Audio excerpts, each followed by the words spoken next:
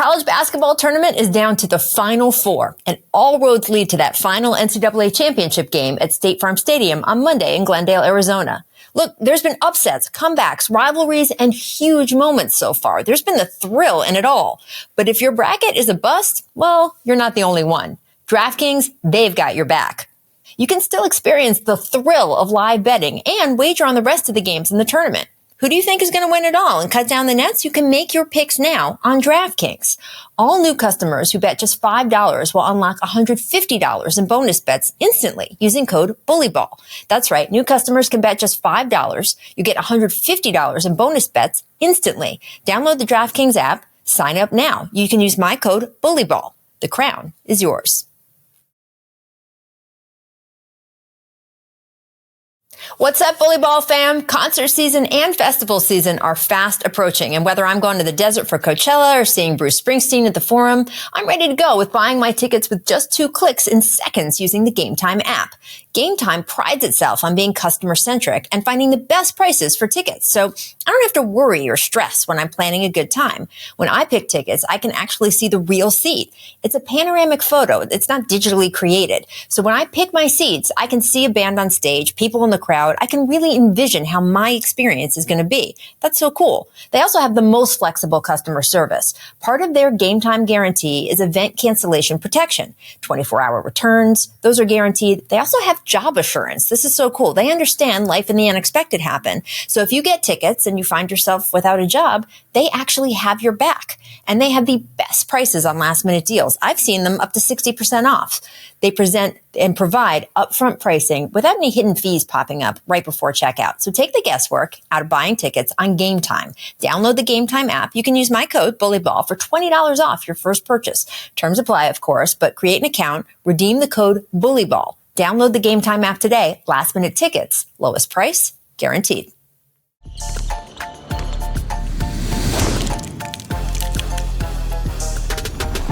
Welcome to Bully Ball, presented by DraftKings. I am Rachel Nichols. As always, Mr. DeMarcus Cousins across the way from me. And joining us once again, I love this is becoming regular thing, Mr. Rajon Rondo. Welcome. What fabulous locale are you joining us from, Doe?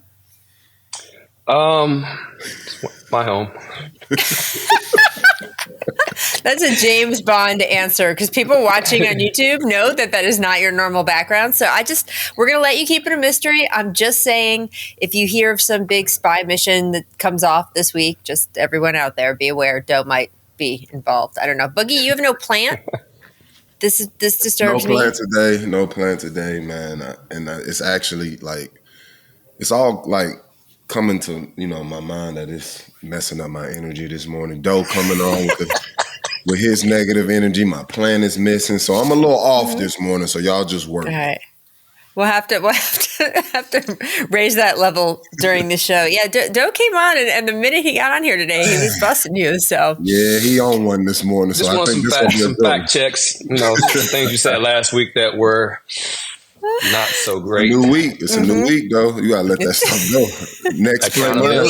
Next play mindset. Hey man, you made a statement about a player in the league that was supposed to have picked up the assist slack for a player that is injured. So we're going to keep it nameless right now. Oh, come on. Scott, man. Go ahead, Rachel. My fault.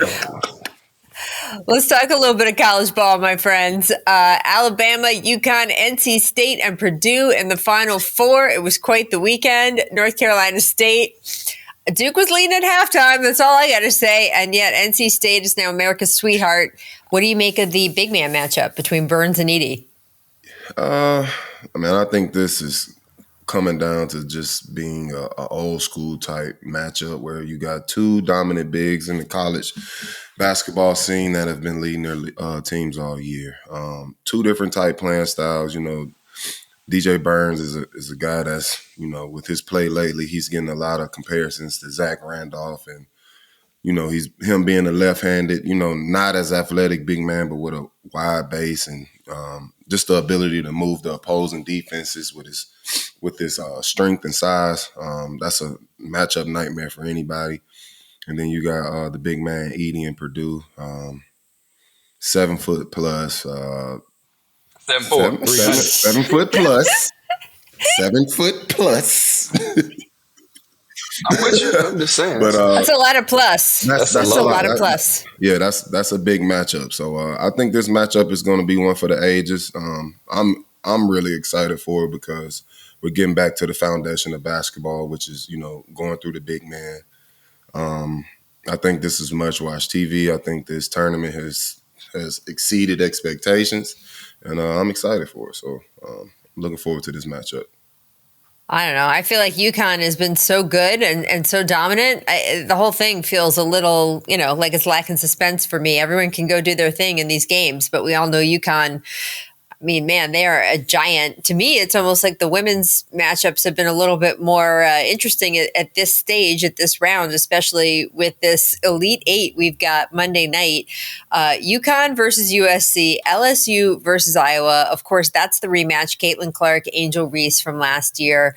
But what do you feel like, though, when you look at this and this happening this early? Is that a disappointment that they're meeting this early, or is it just juice it up a little bit for you? I think it keeps it spicy. Obviously we won't have the same rematches last year, but to have it this early on in the games, I'm excited for it, especially with Angel Reese, the way she's been talking shit the whole season. She's continued to be a standout. She's handled all the criticism throughout her whole couple years at LSU. So I'm looking forward to the matchup again, and I'm excited to watch those ladies play tonight. Who you got, Bug? Man, I'm actually hoping this LSU team can pull it out. I think they've been great for women's sports. I think they've been a great representation, regardless if people agree with their playing style or not. I have a lot of similarities when it comes to Angel Reese. The trash talk, the energy she brings, the grit she plays with every night, and just her being able to accept criticism and play through all this, adversity while being, one of the biggest stars in college. I think that's remarkable, and I don't think she gets enough credit for it. When they entered this stage a couple of years ago, nobody expected it to, turn into this. And like I said, I think they've been a great representation for women's sports. They've definitely elevated the sport, and I think these young ladies are a new age pioneer when it comes to, just putting women's sports on this new pedestal. And, as of recently, the women's game has been better than the men's game, and that's okay. So, credit to these ladies for what they're doing.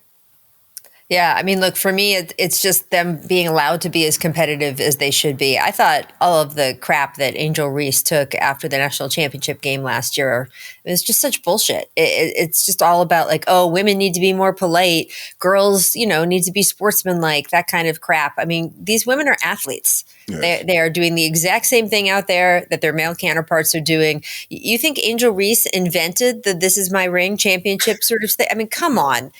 No. It's because men have been doing that for years and years. So to pretend like when she does it, it's some violation of an unwritten rule, where do you think she got it from?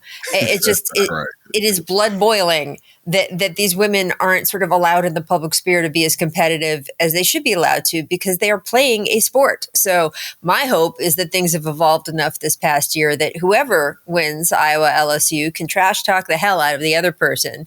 And it's fine with the players. Caitlin Clark said at the time, she goes, please, that's great. We should be competitive. Angel's great. I have no issue. Like we're off court friendly, but I just want them to be able to play the way basketball players should get to play. So that is my hope for tonight, for these coming up women's tournament games, is that everyone gets to see them as the standout athletes that they are. All right, guys, big news. Joel Embiid appears to be making a return, may even be coming back as quick as Tuesday night versus OKC. We'll see. He missed 28 straight games. Now, I have to look at where the Sixers are. They're number 8 in the East starting out the week. 7 games left to play. They're 2 back of the 6th spot, which is, of course, where they want to be. They want to be out of the play-in. What do you guys think? Boogie, where are you on this? Do you think that 7 games is enough, when you look at the standings here, for Joel Embiid to help the Sixers get to number 6? Well, 70%, 80% Joel Embiid is still better than 98% of the bigs in the league. So with that being said, with that being said, obviously I think the Sixers are going to get better. They are missing their foundation in the big fella. But, thinking about it from a realistic standpoint, like this is a tough task to do. You have 7 games regular season. History has shown us that you don't have the greatest conditioning coming back from these type situations. Hey, maybe this situation, he approached it a lot differently. He was on a strict diet through this whole time. Maybe he's figured it out, and I hope he has. But from what history has shown us, there will be some type of conditioning issues, and that's expected. You miss that many games, you're sitting for that long. The knee injury isn't something where you can just, go jog down the street the next day and keep your wind up. Those things just aren't realistic things. So I think conditioning will play a part in it. I don't think 7 games is enough to prepare you for a playoff atmosphere, especially when, you're the focal point of every defense. So that's another challenge in itself. But I do think the Sixers will improve. I can't go out on a limb and say I think they'll get to the 6th spot just because he returns. I think there will be some rust. Like I said, conditioning will be a factor, but the Sixers will get better. So I know they're happy about that. Doe, what do you got?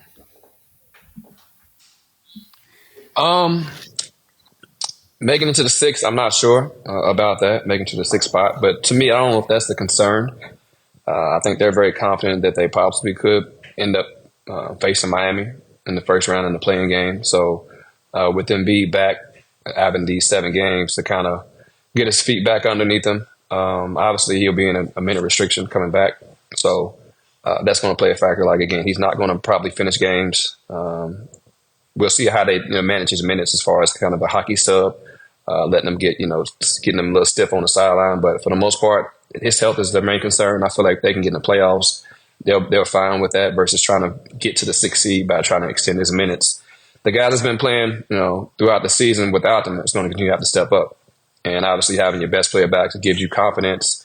Like I said last week, those guys having that experience with him out, guys getting more shots. Tobias is stepping up. Tyrese is shooting the hell out of the ball. So it's like those guys will still have their confidence, but with their big men back, they will be better. But I don't think it's solely a focus on getting to the 6th spot versus having him healthy to go in the first round to possibly play Miami and then end up probably getting the Bucks. I mean, that's the thing. I think you guys are right that it's going to be hard to do. I mean, making up 2 games and only 7 to play it's very, very difficult, right? But there is such a huge difference between being in the 8th seed and maybe facing the Celtics in the first round, or definitely facing the Celtics in the first round, or being even in the 7th seed and facing Giannis and the Bucks in the first round, versus if you can make it up to that 6, you're facing some version of either the Knicks or the Cavs or the Magic. No matter who of those 3 teams is, that's a huge step difference from either the Bucks or the Celtics. So I think you guys are right. It's going to be very hard. But I think that is why they are so eager to have him back. And I was just with the Sixers last week, talking to Nick Nurse, talking to some of the players, and they've been waiting and waiting and waiting for this. I just hope that Joel is able to do what they all think he is able to do. Honestly, the reason he was out a lot of this time was because of pressure put on him to play when he was more hurt than he should have been out on the court for. And that is how he that is how he ended up with a much worse injury. So I'm hoping this isn't the same kind of pressure. I fear a little bit it could end up being that way inadvertently. I am curious from you guys, and we'll talk about a little bit of this with Karl Anthony Towns a little later in the show as well.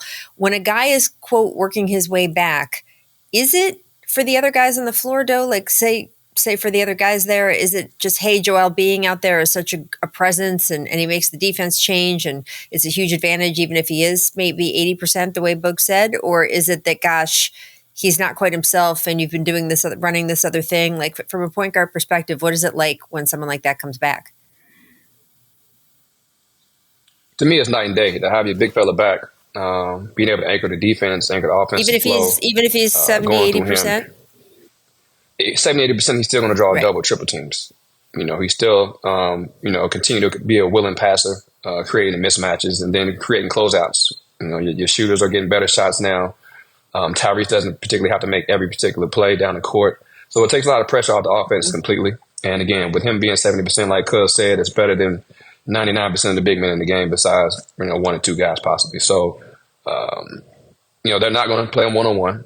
And with that being said, like I said earlier, he's going to make those guys have easier shots. So, yeah, absolutely. Having him back is on a different flow of the game. Again, he's going to give his teammates confidence. He's going to give Nick Nurse confidence. So they don't need him to be 100% right now. They want him obviously to see how he flows and gradually, slowly get back to where he needs to be. He was playing so well, right, before he got knocked out. And it's such a shame he had to lose a chunk of the season.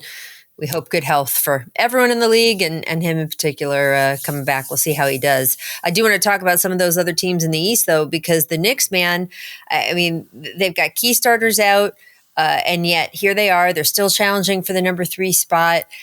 We don't know when Julius Randle is going to return. He has a dislocated shoulder. OG Anunoby was out and then back in and then out again. He was on the floor at practice, but he's not even cleared for contact yet with that elbow injury. So, Boog, we had Josh Hart say post-game on Sunday, we have to approach every game and the end of this season that these guys aren't coming back. And if they do, we have to be pleasantly surprised. So that quote caused a lot of panic that the Knicks players who are hurt just aren't coming back. If you listen to Josh Hart, he's a little bit more when he explained, just saying, hey, that's how I approach every game. But what do you think of that? If they can't get these guys back, I mean, is it worth having the discussion about what they're doing in the playoffs? They're still playing pretty well without, especially OG. I think this Knicks team is built strictly off toughness. One, I think Jalen Brunson should be one of the top names when it comes to MVP this season. The way he's been carrying this Knicks team through the ups and downs, like he just came off a 60-point performance, even though it came with a loss. But this guy has been performing and exceeding all expectations coming into this year. You put him in that top 5 MVP conversation? I do. I think he's done Can we get a little top 5 real quick? I don't mean to cut you off. Can we get a top 5? Not right now. Let me finish my statement. You can put people in, Joe, but he can't take someone out. That's the problem. Yeah. Everyone's in the top 5. 10 people everybody's in the top 5 until it's time to name the top 5. Let me get his guy his flowers, man. Can I give him his flowers? He's been playing incredible, man. He's been leading this team. He's been exceptional. Yes, even through injury, missing, key pieces to the team in OG with Julius Randle. I think he's done a great job leading his team. When it comes to Josh Hart's comments, though, I'm not mad at that mindset. If that helps you, meet the criteria every night and come out ready to play like every game matters, I'm cool with that. And that being my role players' mindsets while our foundational pieces are out, I think that's a great mindset to have because it could carry over and keep things afloat until your stars are able to get back and join the team. Well said.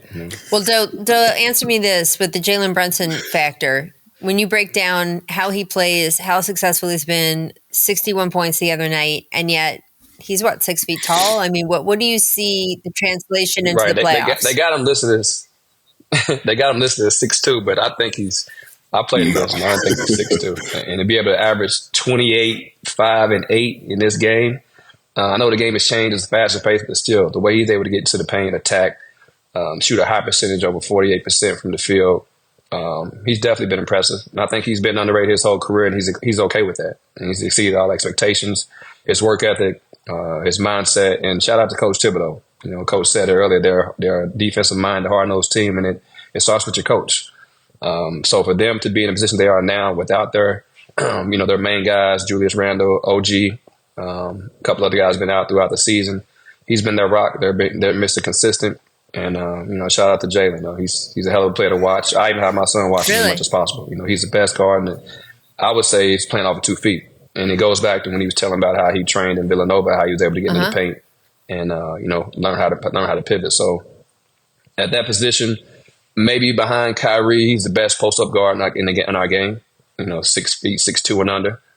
He doesn't get enough credit for that. Like I said, he's one of the best mid-range players in the game. So for him to be able to do this at the point guard position night in, night out, I know they've lost the last 2, but before that they've been rolling. They've been hot. So it's going to be interesting to see how they do the last 5-6 games of the regular season without those guys. But He's a tough load. Now in the playoffs, that's what I was asking. Again, he's been turned up. Last year, I think he played 11 games last year. He's averaged 28, 5 and 5. I don't see him slowing down. Defenses will, try to stop their entire defense to slow him down. But the sets they run, the way he's able to manipulate the game, I don't see that he's gonna tail off anytime soon with his averages in the playoffs. So it's just a matter of his teammates around him being able to step up consistently, night in, night out, and that's where I think they might, tail off and not get the W's because of that. But his performance, he'll be where he's going to be. Does the height thing come into play differently in the postseason with the way? No. It's a mind thing. It's a mindset. And again, he's done it all season. He's faced every scout report that he's played against this year. The defense has been predicated to stop him, and he's still putting up 60, 40s, 30. I think he's had 29, 30-point games this year. So he has the defense figured out. It's a matter of his teammates stepping up and making the big shots when needed. Good job, that was very emphatic head nod. Good job, man. That was great. Good job. We rolling today, Good job. Well, look, you guys got Orlando in there too. I mean, New York has to worry about them. They're 5 in the East as we sit here right now, but they played so well. They're number 2 overall in defensive rating, and I'm just curious if they can get that number 3 spot, or even if they end up in number 4. Sort of, do you see the Magic as a legit dark horse in the East? Do you think they can get out of the first round? To do I think what? we've got the East standings up here. To do what? Not to win the title. Oh yeah, that's a bit extreme. But, not to win the title. I just mean, so look at the standings here. They're right in front of you. They would play the Knicks in the first round if things ended today. And even if those guys switch 4 or 5, or even, or maybe they end up in the 3 spot, like and they play the Pacers. I'm just sort of curious where you guys see this Orlando team. Is it sort of, yippee, they got in the playoffs and good for them? Or do you think that they are someone that could win a first round matchup? I definitely think, first off, when this season ends, I think Shout out to Coach Mo. He's done an incredible job. I think he just got extended, right? He better get extended. When the season ends, the first thing they should do is extend Coach, without a doubt. But I think this is a season for them where it is, being excited about their progress this season. But as far as, championships, I don't think this team is there yet. I think they're now on the right path as to, where their franchise is going. I said first round, not championships, first round. First round. I can see them getting popped in the first round. You can't say I can see them getting popped in the first round. Okay.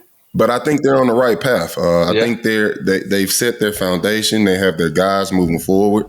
One of the guys that I've been super impressed with this year, who's been through a lot since coming in the league, is Jonathan Isaac. He's dealt with a lot of injuries coming in, but man, this dude is playing lights out. Markelle Fultz, their team has everybody. Yeah.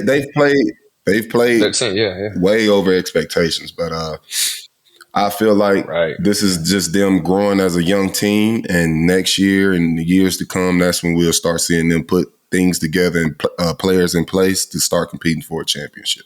Well, do you think, though, that Orlando is a free agent destination with the way this young team has been playing? I mean, you've got some guys there who they could be interested in: DeRozan, Clay, Tobias, Buddy Hield, D'Lo. They're all kind of going to be floating out there, especially for those veteran guys. If I'm a vet, Texas and Florida. Yes, I'm a vet, I'm definitely considering Orlando. One is it's a tax-free state. 2, it's hot. Tax-free. Every day you wake up, you put a T-shirt on, go to practice. Good for the old bones. And again, the expectations. Low media coverage. You won't face a lot of criticism. Expectations aren't the biggest. So again, you go into a situation like that where again you got a young coach. The energy is flowing great through the season, throughout the organization. I mean, the culture, he's changed the culture. And I think, you definitely want to be a part of it as a veteran coming in, as an OG coming in, a lot of young guys, everybody's hungry, and the expectations, you don't have many. There's not much. So when you come in and surpass those expectations, it's a win-win situation. And getting paid, and what Cuz said, tax-free. So Definitely destination It's gonna be interesting. The free agency class this summer is not like, it's not like crazy superstars, but I think there will be some move the needle guys, and I think Orlando could be in that derby. So we'll see what happens there. Let's get over to the Western Conference though, guys, because Denver just beat Cleveland by 29 points. That was without Jamaal Murray, which makes it very impressive, except also Jamaal has missed 5 straight. This is the second injury he's had on his right leg. He's actually missed 21 games total with some sort of, being beat up in one place or another this season.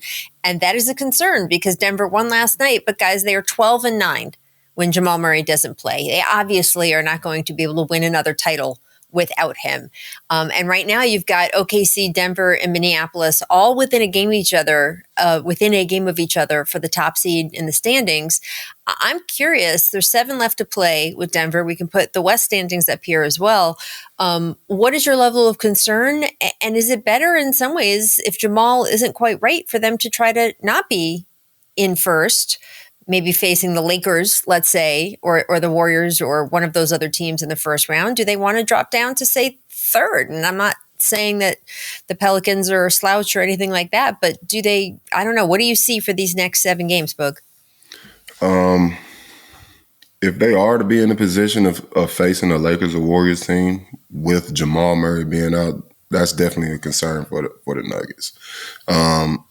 Obviously, when it comes to those two teams at the 9 and 10 spot with the Lakers and Warriors, the Suns and Kevin Durant and Booker, there's concerns them too, there. But it's also where Phoenix could slide. But even with that being said, those are 3 teams that I don't think anybody wants to see in a one game type situation when it comes to an elimination game. But then when it comes to a first round series, these are guys that have seen this time and time again. They've been in this position time and time again. I'm a big believer in experience wins basketball game and championships. I agree. So those 3 teams are full of experience. Those teams have champions. Those teams have guys that have been there multiple occasions. So if I'm the Nuggets, I'm definitely nervous, especially with my second star being out. That's a lot of pressure on Jokic to try to carry a team through the first round with matchups like that. If I'm the Nuggets, I wouldn't be mad at seeing the Pelicans team. And to piggyback off of you, it's not that the Pelicans are a pushover. I just rather meet a team with less experience in the playoffs. Like I said, compared to the Suns, Lakers, and Warriors, I think my chances are better. A younger, more inexperienced team, I think the chances are better. And I think the Nuggets would be able to more so cruise through that situation compared to facing one of those dominant teams. Well, not dominant, but more experienced teams, in the first round. Yeah, absolutely. If I'm the Nuggets, I'm looking at the seeding. I might try to get to 3. And kind of what you all said, face the Pelicans, especially if Jamaal isn't where he needs to be. And kind of being able to get through the first round with him maybe, playing 50% of the games and not necessarily using him over 30 minutes a game, obviously kind of minute managing him. So, but again, if I was to face the Lakers or Warriors, I'm having a little bit of concerns. Even though Jokic is playing the way he's playing all year, I don't think one guy could beat those teams, particularly 4 times before they beat you 4 times. Well, that's what's hard though, because there's definitely 2 schools of thought on this, right? Is some people in management or coaching have said, hey, you do want to try to hunt a matchup a little bit, especially if you have an injured player or a player coming back from injury. We all know that facing a LeBron James team early in the playoffs when you don't have one of your best players or a limited use of one of your best players is not the ideal situation. However, there are also coaches, management out there who will tell you that hunting matchups is a dangerous game and that you might end up, with who you think you're getting in one round, but then, something happens in a later round that you don't expect. Your path is different than you thought. It's bad karma. The basketball guys don't like it. I mean, I could list off all the things. Where are you guys? What's your head at on whether that would be smart, or you just don't mess with fire and you try to win every game and you play what you should play? I think you try to win every game. You don't want to have a losing mentality or trying to jockey because, again, the race is too tight. Like Phoenix and Sac could both slide to 9. I mean, with the remaining schedules, Malik out, Phoenix could lose 5 out of the next 8 games and go to 9. You know what I mean? So it's like you can't say, all right, we want to avoid the Lakers, but then the Lakers mess around and get to the 7th spot, and then it's a different type of seeding. So I would say win out. Especially if you don't have an experienced veteran team. Denver has guys that have won, obviously, but there'll still be some pieces that they helped win them championship last year. So I wouldn't just say they can just say, all right, let's just tank a couple games and we'll figure out where we're going to be. No, you want to win out. You want to go into the playoffs with a winning mentality. You never want to tank any games except if you're trying to tank for the draft. Right. And this is not what we're talking about. You agree, Bo? Because you guys both just said they should try to get to number 3. So which is it? I don't think they have options like necessarily in that. I think Minnesota's will fare out okay. I think their strength of schedule isn't the best or isn't medium, as hard because of their remaining schedule. Yeah, and then along with OKC. So I think by default they'll end up even probably getting a 3rd spot anyway. But again, you just never know. You got 7 games left and everybody's a half game behind each other, and it'll be interesting. No, certainly a good point. They could end up there anyway, and as said, they're 12-9 without Jamaal. So if he keeps missing games, they're going to not win a chunk of their games. That's just the way things have been. Minnesota's in an interesting spot too because they would like to get the number 1 seed in the West. They have an 8-4 record without Cat. Now they did lose to Chicago yesterday, but these things happen. Do you think that if they go without Cat in the first round, and I have a hard time thinking he's certainly not going to be Cat, even if he's back, and he might not come back until midway or even toward the end of the first round. Do you think that without him, they can still make a run, Boog? What if they face the Lakers in the first round? How do you see that matchup going? See what I did there? You think this job is easy. It's not. Way to set it up, Rachel. Right? I think this T-Wolves team has the pieces to still get through the first round. Obviously, the matchup matters. I'm a big fan of Naj Reid. I think he comes in. Obviously, he's not going to produce at the same rate as Cat right now. I think, later on in his career, we'll see a guy putting up big numbers. But as of right now, he's not quite there yet. But he's not a bad replacement for Cat. I think he can step up and fill that void for this team in his absence. So I think it comes down to the matchup. If it is a Lakers team, it could possibly get a little shaky for him. I think AD becomes they go down. I think AD becomes real relaxed knowing that Cat isn't on the other end of the floor. So I will give Doe his credit. He said that it's true. There you go. Okay, 30 minutes ago, the people up here don't know. Before the record button was pushed, Bug was like, absolutely. Yeah. They would still win without Cat, Anthony Edwards, Rudy Gobert. Carl Towns. It ain't a soul on the Lakers to guard Anthony Edwards, but that's another topic. But I like this T-Wolves team, man. I like the pieces that are around Anthony Edwards and Cat. I think it's some young, undiscovered talent on this team. We'll see how this plays out, but for me, it comes down to what team they end up matching up with if they have to worry about coming out of the first round. That Laker matchup, though. Yeah, without Cat, the Laker matchup without Cat, I don't see them getting it done. Not only offensively, you missing 23 and 9, but his defensive presence as well. You know what I mean? Like I said, they are the number 1 defensive rating team in the league. Who's defensive presence? He's 7 deep, big stuff. I just asked who's defensive presence. Everything doesn't stand out. Cat is what I'm talking about. Having them 2 big boys. I know you. How many years has Nas been in the league? I would say about 4 now. That sounds right. Yeah. Okay. But again, Cat's present can go over 50 in any given night. True. And with that off the floor, true. That's who? So with that off the floor, I just don't see their ratings, offensive scoring power with Anthony Edwards. Again, he's going to be tough to stop, and you can double, triple team all you want, but getting the Lakers first round will be a problem. Now they get a different look.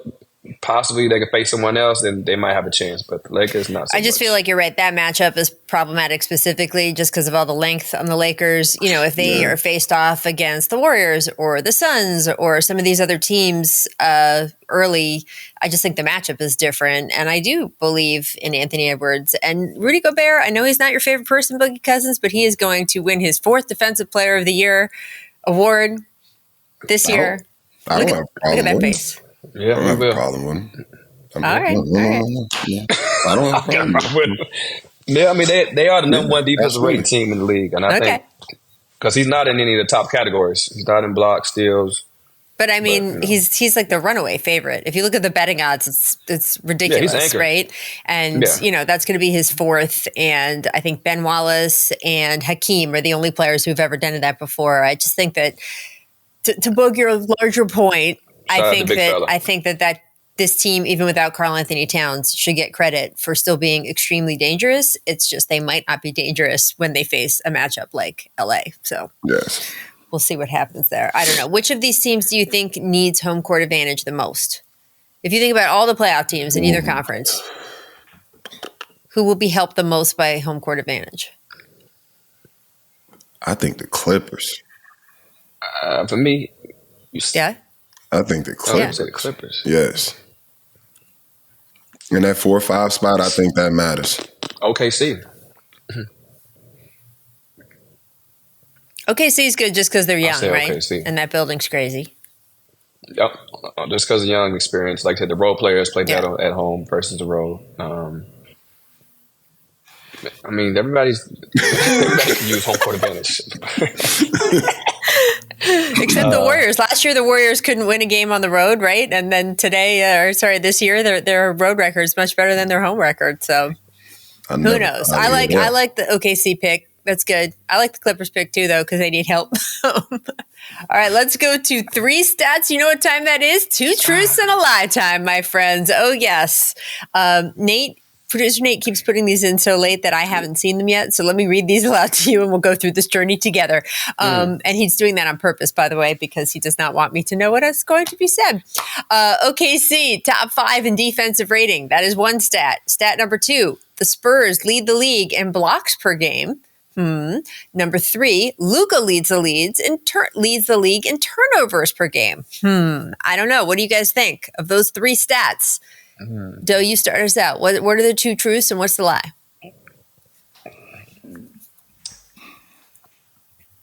I think Luka does lead the league in turnovers.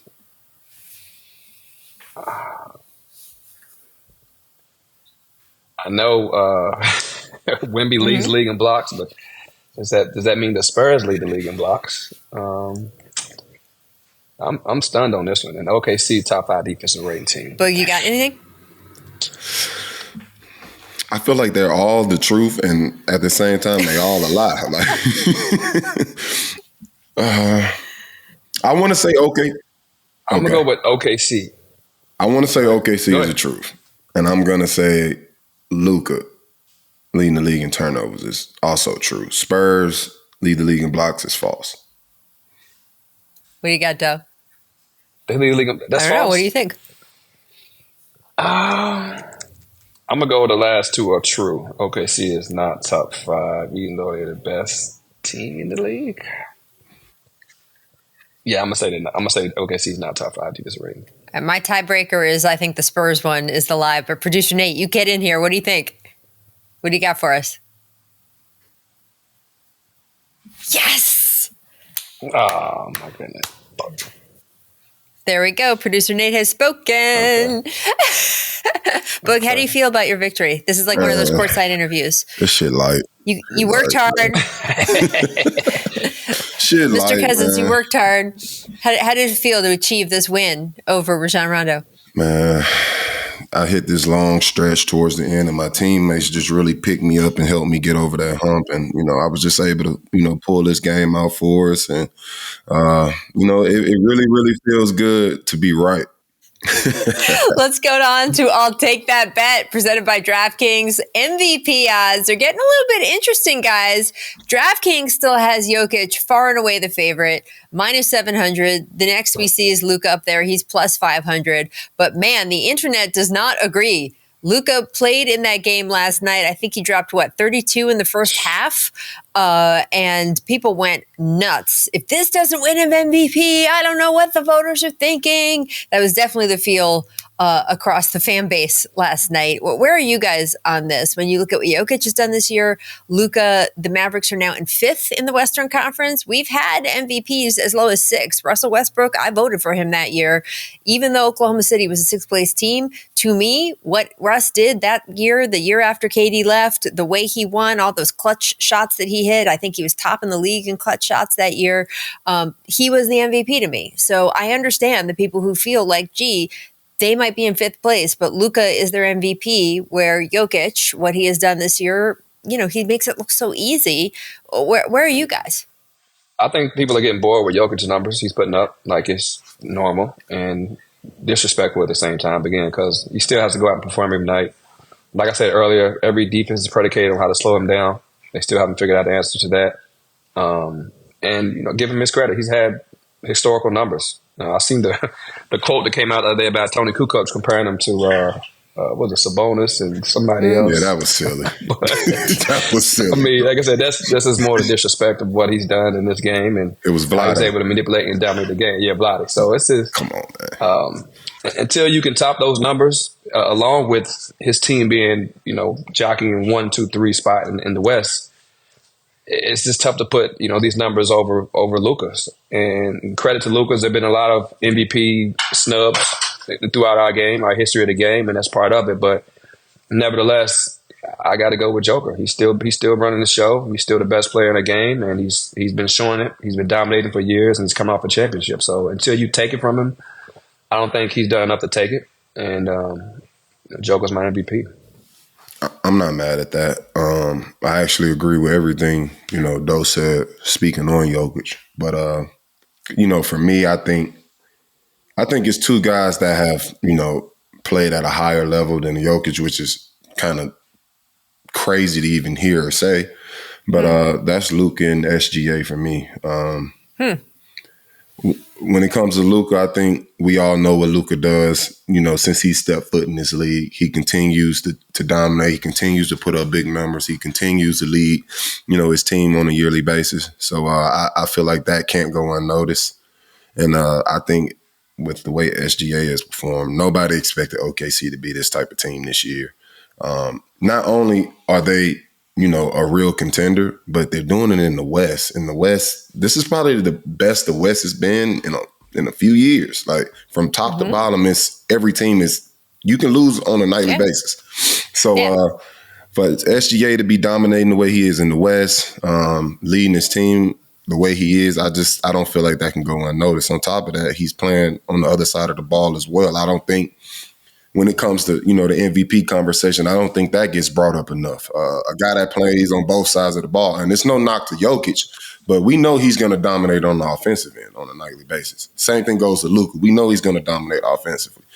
When it comes to those guys playing on the other side of the floor, it's not quite the same conversation. So I feel like SGA has to get a little more credit for not only dominating offensively and leading his team in the West, but also being dominant on the defensive side of the ball with leading the league in steals. So I think that has to be considered. So I think I'm rolling more so with Luka and SGA compared to Jokic. And it's no knock to Jokic. Like I agree with everything, Doe said. But for me, those two guys have performed at a higher level. Yeah, I don't know. It part of it comes down to what I've been talking about for years. If it really depends on what you think MVP is, and to me, we need more of a standard for our most important award. I've always said we should have something like the NFL has, like the NHL has for goal scoring. We should have some sort of best stats, best season award that kind of says, "Wow, these guys' stats are otherworldly." That is not always necessarily the most valuable player, right? And again, this goes back to say, the Russell Westbrook, MVP from years ago, I voted for him because he was definitely the most valuable to his team that year.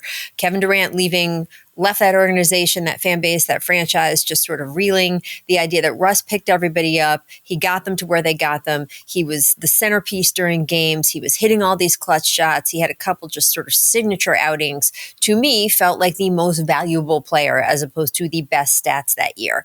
And some years, those are the same people, right? Whoever's putting up the best stats is definitely the most valuable player. Some years it's not, though, and I don't know. I couldn't say yet if this is one of those years or not. But you look at what Luka has been doing, 7-game winning streak that they're on. It's so impressive. To your point about SGA, they just wouldn't be there. They would not be maybe even in the playoff picture if it wasn't for them, much less fighting for the number 1 overall seed. And then you go back to Jokic. It's not like Denver would be where they are without Jokic either. Right. And I don't know if that's just we're so used to it, right? So like every argument that you give, like, oh, Luka pushed them to a great streak and he's put up numbers, or SGA, they wouldn't be there without him. Well, that's all true about Nikola also. So it just, I don't know. I think this is actually a little bit of a tougher MVP race than people have given it credit for. I think once Joel went down, people were like, Jokic, the runaway winner. Right. I think there is momentum building for some of the other candidates, and it's going to be interesting. Friends, you can catch all episodes of Bully Ball on the DraftKings Network. You can catch us on the All the Smoke Productions YouTube channel. You can get these guys' recommendations for smoking products privately, and you can listen to us wherever you get your podcasts. We will catch you next week. Please rate us. Please review us. Doe, always great to have you with us. We'll see y'all soon. Bye.